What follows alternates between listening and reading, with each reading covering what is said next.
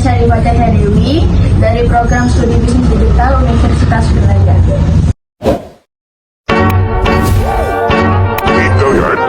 I got so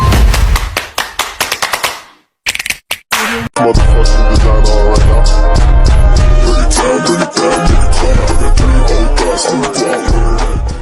Pada kesempatan kali ini saya akan mewawancarai salah satu pegawai ASN. Silakan Bapak memperkenalkan diri. Ya, saya perkenalkan diri, nama saya Kurniawan.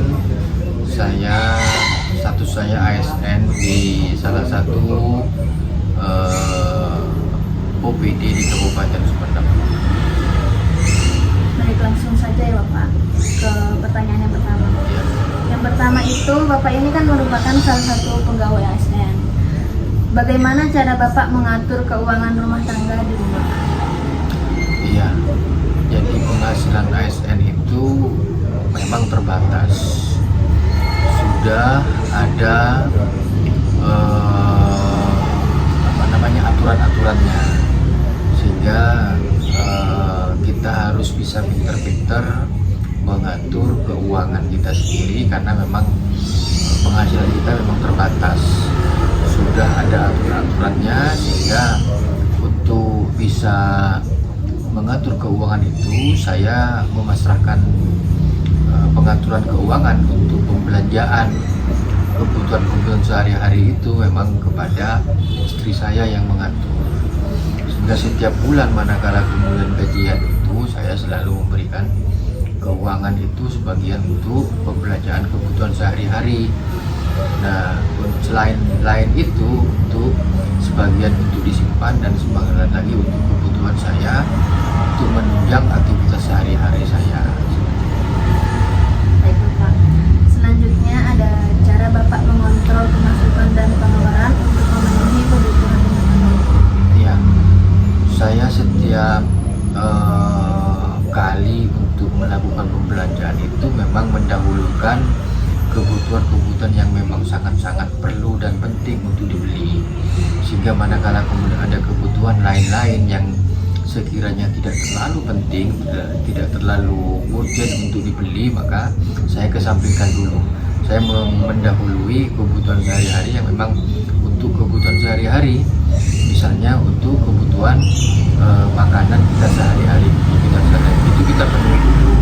Setelah itu untuk memenuhi kebutuhan yang lain-lain, begitu ada lebih dari sisa pembelanjaan itu, baru kita membelanjakan untuk kebutuhan lain-lain sehari-hari di luar kebutuhan sehari-hari yang memang kita butuhkan, seperti itu. Seperti itu ya. Pertanyaan yang ketiga itu, Bapak memiliki kebijakan atau peraturan apa yang Bapak terapkan di rumah? Ya, saya seringkali memberikan nasihat, atau ya anggaplah kalau memang itu aturan. Saya seringkali memberikan aturan-aturan bahwa di setiap hari efektif maka harus betul-betul bisa mengatur waktu. Artinya apa? Kalau memang anak saya itu yang sekarang lagi proses belajar, artinya masih sekolah, maka harus di waktu dia istirahat ya istirahat, di waktu dia melakukan ibadah ya melakukan ibadah, sholat ataupun ngaji. Dan begitu dia misalnya di waktu libur, ya silakan nikmati hari liburnya.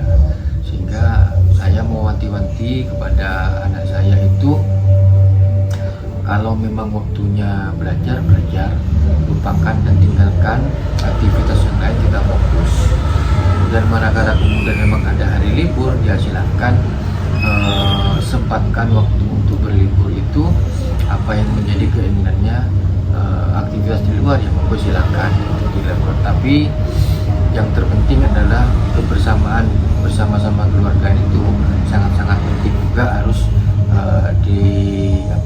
dilakukan. Jadi setiap weekend itu saya memang agendakan satu hari dalam satu minggu itu kita bersama-sama keluarga, ya menyempatkan diri untuk bisa jalan-jalan, tak kemana, ya sekedar jalan bersama keluarga itu. Pertanyaan terakhir, siapa saja yang wajib melaksanakan kebijakan yang Bapak sebutkan tadi? Iya, kebijakan atau aturan di rumah tangga yang sudah saya terapkan itu maka sifatnya mengikat siapa saja yang ada di rumah tangga ini, saya ataupun istri saya atau anak saya itu wajib melaksanakannya, sehingga manakala kemudian ada salah satu yang tidak pada aturan-aturan itu, ya sewajarnya ditegur. Saya juga sering ditegur oleh anak saya manakala kemudian di waktu weekend itu yang harusnya bersama-sama dengan keluarga, saya masih disibukkan dengan pekerjaan saya. Saya sempat juga dikomplain dengan anak saya manakala waktunya malam itu harusnya berkumpul, melihat anak itu sedang belajar atau ngaji atau melaksanakan ibadah, saya seringkali belum datang karena aktivitas di luar yang menyita karena kesibukan kerjaan saya. Seringkali dikomplain seperti itu, sehingga aturan-aturan yang sudah saya buatkan itu wajib dilakukan, tidak hanya ke anak saya, justru lebih-lebih saya sebagai orang tua untuk lebih menyetopkan bagaimana aturan-aturan yang saya buat itu konsekuensinya itu harus dari diri saya yang melakukan. Oke, baik, saya tarik kesimpulan dari diskusi tadi itu, jadi kesimpulannya itu kita harus menggunakan keuangan kita dengan baik dan memilih yang penting di atas keinginan kita. Dan saat kita sedang berada di waktu yang efektif, harus menggunakan yang efektif juga, dan begitu pun sebaliknya. Jika kita sedang berada di waktu weekend, maka Bapak memiliki kebijakan untuk berkumpul bersama. Itu Bapak. Ya. Baik, terima kasih atas waktunya. Segitu saja pembahasan dari kita. Wassalamualaikum warahmatullahi wabarakatuh.